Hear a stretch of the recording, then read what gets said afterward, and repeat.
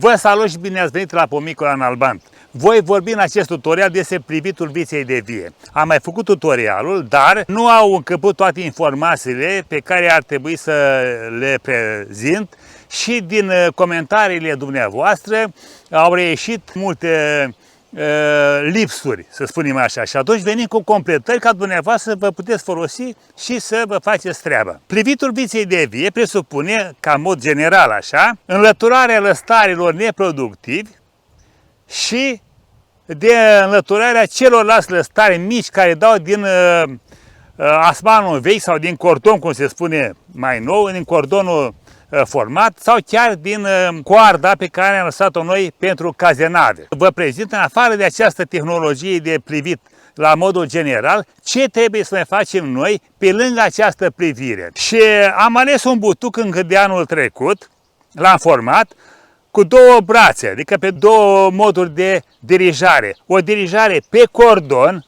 speronat, pe care s-au format acești șepi multianuali, și în partea cealaltă, în dreapta, cum suntem noi aici, am optat pentru o dirijare în guio, adică o coardă lungă din care să formeze lăstari productivi. Și haideți să vedem acum ce trebuia să mai spun eu în tutorialul trecut. În afară de faptul că eliminăm lăstari neproductivi, trebuie să mai facem următoarele lucruri. Și haideți să vedem acum prima dată ce putem să facem în cazul dirijării în guio. Ce facem? Oprim lăstari productivi, adică cei care au inflorescențe, vedeți? Cum este așa aici. Și așa mergem mai departe. Vedeți aici, aici. În cazul nostru aici nu avem foarte mult de lucru, dar în situația în care aveam ochii mai deși aici, avem lăstari mai mulți, eliminăm o parte din lăstari. În cazul nostru de aici, o să eliminăm așa, doar lăstarul de aici, vedeți că e plecat pe orizontală și nu e productiv, are un ciorchinaș aici, nu va face un stugre frumos și pe orizontală. Și oprim lăstare care pleacă pe verticală, vedeți?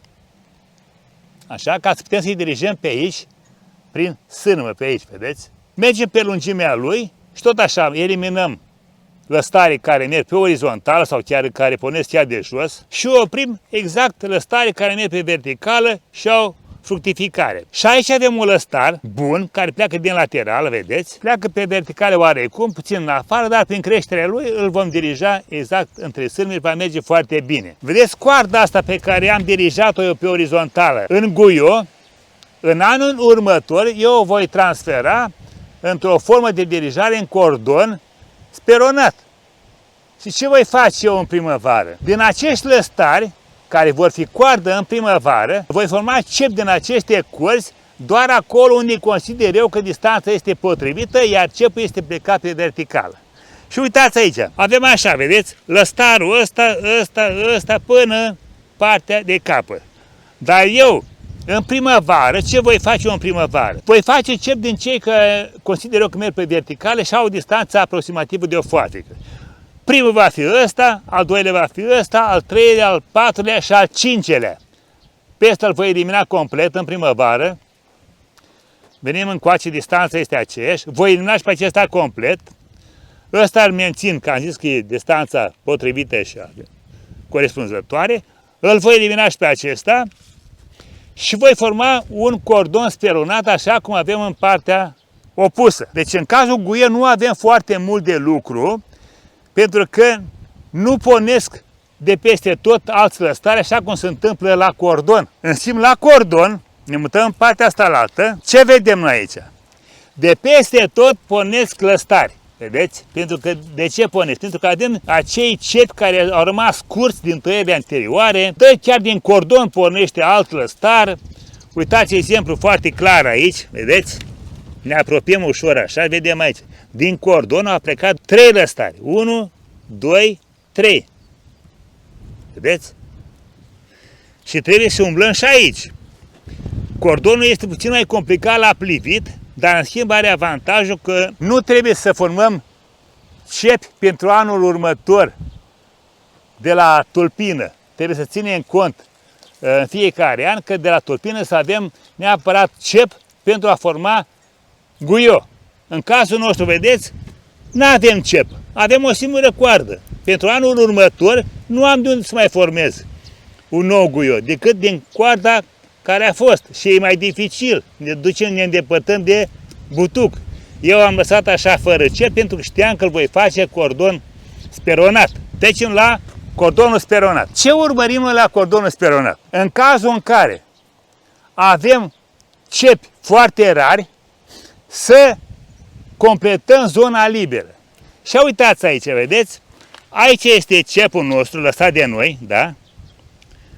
Aici este alt cep lăsat de noi, iar între acest cepi e distanța de o foarfecă și jumătate. Deci încă e loc și pentru încă un cep. Și spre norocul nostru avem aici doi lăstari care vin să întregească această zonă, să umple această zonă. Pe unul îl scoatem, da? Și rămâne un singur lăstar care în anul următor vom forma cep din el și vom avea un cep aici, unul aici și unul aici. Doi cepi. Ce observăm aici? Dacă ne uităm de aici, vedeți, cepul nostru a fost de aici și până aici. Am lăsat un mugure aici și unul în partea inferioară aici. Ăsta mic, vedeți? Acum, ăsta de aici n-a pornit, a pornit doar ăsta de aici. Și am mai dat unul de jos, de îndemn de 3 ani. Ăsta de aici, lăstarul ăsta, vedeți? De îndemn de 3 ani ăsta. Bun. Acum noi ce facem? Lăsăm lucrurile așa cum sunt, iar în anul următor, în primăvară, vom forma un nou cep din lăstarul ăsta de jos. Din lăstarul de jos, de aici. Va fi o coardă și voi forma un cep de aici. Și am coborât în felul ăsta, am coborât cepul mai aproape de cordon. Este foarte, foarte important. Acum, având în vedere că cepii ăștia îmbătrânesc de la an și se alungesc, trebuie să urmărim de fiecare dată pe cordon dacă apar noi lăstari. Și ce am văzut până acum? Am văzut pe ăsta aici, vedeți? Am văzut acel lăstar frumos. Și ne uităm aici, vedeți, a apărut un lăstar foarte mic aici. Ei, și pe acesta nu-l dăm jos, să lăsăm. Și dacă va porni o coardă bună de aici, în primăvară voi elimina complet acest cep și voi avea cep aici și aici. Vedeți? Inclusiv aici, vedeți, avem cepul bătrân, da? Și voi lăsa și aici un lăstar pe care îl voi forma ca cep în anul următor. Deci avem toată zona asta întinerită până aici. Mergem mai departe, vedeți? Dacă avem lăstari porniți pe de partea inferioară sau laterală, care nu au poziție nici ca viitor cep și nici în zona apropiată să-l întinerim pe acesta, îl eliminăm. Mergem mai departe, în capăt aici, avem o distribuție bună, o distribuire bună ca și distanță, vedeți? Avem un cep bun aici, ia uitați, ca să vedem mai bine. Un cep lăsat de noi cu 1, 2, 3 ochi, a pornit un lăstar 2, foarte buni și cu inflorescențe, foarte buni, da? Și la bază, vedeți, avem așa, un lăstar care a plecat din spate, îl eliminăm, din partea inferioară a cordonului, și avem încă unul aici care a plecat foarte bine. Am putea să-l păstrăm, dar având în vedere că cepul este tânăr, abia format, nu are rost să păstrăm să formăm un nou cep. Deci vorbim aici despre soiul Moldova, care este un hibrid, adică fructifică din coardă de 1 an, lăsată pe coardă de 2 ani. Se vede aici clar, da? Deci am lăsat un cep dintr-o coardă de 1 an, care a pornit dintr-o coardă de 2 ani și fructifică foarte bine. Dar el fructifică și dacă lăsăm un cep de 1 an dintr-o coardă multianuală, adică chiar din cordon. Nu se întâmplă același lucru și la via nobilă altoită. Deci la via nobilă altoită nu putem să lăsăm cep de producție care pornește din cordon sau din coardă multianuală. Doar din coardă de 2 ani. Asta e regula. Coardă de 1 an din coardă de 2 ani. La via altoită. Da? Și a făcut aici noi curățenie, mergem mai departe și vedeți dumneavoastră, aici a fost o zonă mai liberă, spațiul ăsta, și am prelungit cordonul. Am prelungit cordonul, a fost îngheț, a picat ochiul respectiv, lăstarul cât era de tânăr, a degerat și nu avem zona asta decât mai în capăt aici. nu o să facem mare lucru decât să îndepărtăm un lăstar de aici. Și de ce îl îndepărtăm? Am zis așa, că acolo unde avem dintr-un mugure pleacă 2 lăstari, se numesc gemeni. Unul le eliminăm. Și pe care le eliminăm? Pe cel care nu are inflorescență, vedeți? Nu are inflorescență, ăsta are.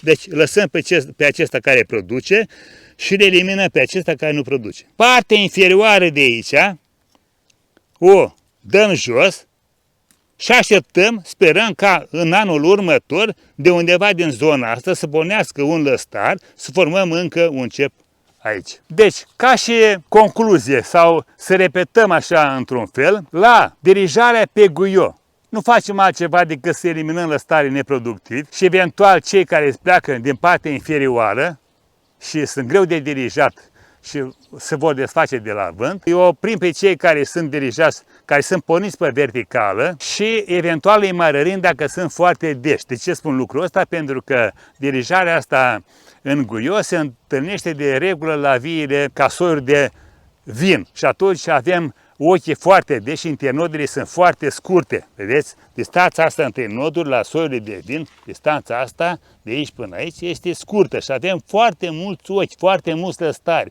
Și atunci trebuie să rărim o parte din ei, indiferent că sunt neproductivi sau productivi, ca să facem struguri de calitate.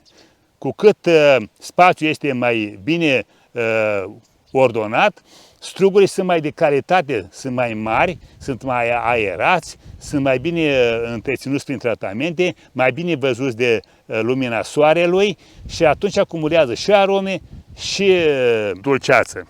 Am spus că trecem la concluzie, dar n-am rezolvat partea asta centrală a tulpinei. Vedeți dumneavoastră ce avem aici? Ei, ce avem noi aici? Avem așa. În partea superioară ne urmărim să vedem dacă pe noi ne interesează lăstarii productivi. Și spunem așa, avem zona asta de producție aici, avem cep tocmai aici, vedeți, de producție, atunci oprim și cepul ăsta de aici, care e de anul trecut, vedeți, un cep format anul trecut, uitați. Cu un ochi, 2, de la al treilea, de la jumătate s-a tăiat. Și avem un ochi în partea asta laterală, vedeți, un lăstar ăsta de aici și ăsta de aici. Ăsta de aici acum nu-i productiv. În schimb, cel de sus e productiv. Mai avem încă un cep aici. Vedeți? Alt cep lăsat de noi. Ăsta de aici. Deci 2 cepi unul lângă altul. Este aglomerat. Ce facem în cazul ăsta? Ne alegem un singur cep. Avem unul aici, avem unul aici, avem pe celălalt aici, avem o distribuție foarte bună. Și uităm, pe care să-l ținem? Eu zic să-l eliminăm pe ăsta de aici. Oprim pe acesta de aici, deci ca să avem o distanță bună între cepi. Și vom elimina pe acesta de aici. Acum, avem un lăstar aici, vedeți, tot în zona tulpinii pornit, pe direcția verticală, pe o poziție verticală și vom lăsa pentru anul următor și pe acesta, poate formăm un cep din el și îl eliminăm pe acesta, îl păstrăm. Are și inflorescențe și eliminăm pe celălalt lăstar. Deci avem aici cep cu lăstari, încă un lăstar pe care să-l formăm anul următor eventual, ca și cep dacă nu ne mulțumește acesta de aici și coborăm în partea de jos. În partea de jos ce ne interesează pe noi? Dacă vrem să ținem niște lăstari pentru a forma un guio sau pentru a forma un cordon, ne uităm la ei și îi păstrăm. De exemplu, cum este aici. Uitați, a plecat lăstarul ăsta din tulpină. Dacă vrem să-l păstrăm pe acesta, ca să formăm un nou cordon, să spunem că a avut probleme cordonul, îl lăsăm, crește coarda mare de 1,5 metri, 2 metri cât crește, îl culcăm pe sârmă și formăm un nou cordon. Sau putem să formăm coarda în modul guio. Tot din el, același lucru facem. Deci îl păstrăm pentru acesta, pentru orice eventualitate. În partea inferioară, nu lăsăm această aglomerație. O să lăsăm un singur lăstar care să ne asigure rezerva butucului general, pe tot butucul. Adică dacă se întâmplă ceva cu acest butuc, să avem aici o rezervă de jos din care să formăm un nou butuc. Adică o coardă care să o dirijăm, să-i facem tulpina ca la început, ca la în prima an de viață. Bun, și atunci facem curățenie și lăsăm un singur lăstar cât mai de jos, cât mai de jos. Uitați de exemplu ăsta de aici. Vedeți? Ăsta lăsăm. Restul eliminăm.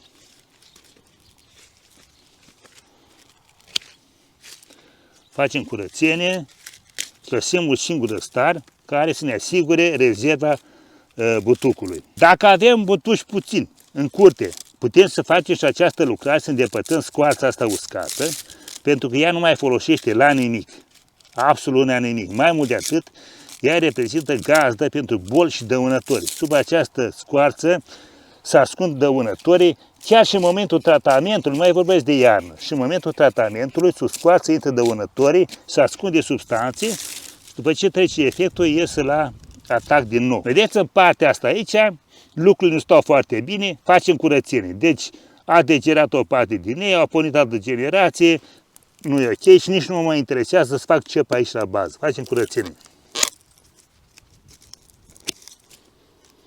Dăm jos tot. De-abia acum ajungem la final și să repetăm ceea ce am spus. Deci, la guiou, păstrăm lăstare pe verticală, un număr de lăstari cât poate să ducă butucul, în funcție de ce vârstă are butucul și de potențialul solului, ca să facă struguri de calitate. La forma de dirijare în cordon speronat, ne alegem lăstare tot așa, care sunt productivi, ceilalți îi rupim, dăm jos, lăsăm doar cei care pornesc din cepii noștri formați de la tăiere din primăvară și urmărim pe cordon, dacă avem lăstari tineri porniți de peste tot, să spunem așa, vom opri câțiva lăstari care vin și înlocuiesc spațiile libere care s-au format în anii anteriori. Nu am avut posibilitatea să formăm cepi în zona asta, a apărut un lăstar aici, l-am lăsat, a apărut aici altul, l-am lăsat și așa mai departe până în capăt. Deci în afară de faptul că eliminăm lăstarii neproductivi și pe cei de care pornesc din partea inferioară, urmărim să populăm cordonul cu noi lăstari care să formăm cepi în anul următor. Ăsta a fost tutorialul. Consider că am adus câteva noutăți față de tutorialul trecut, să vă vin în ajutor. Dacă v-a plăcut, puteți să dați un like și v-aș ruga foarte mult. Să vă abonați dacă n-ați făcut-o până acum, pentru că este un canal de informații horticole. Și mai mult de atât, să faceți o distribuție ca să afle aceste informații și alte persoane pe care le aveți în preajma dumneavoastră sau pe canale dumneavoastră de socializare. Până atunci, la revedere și succes pe toată linia!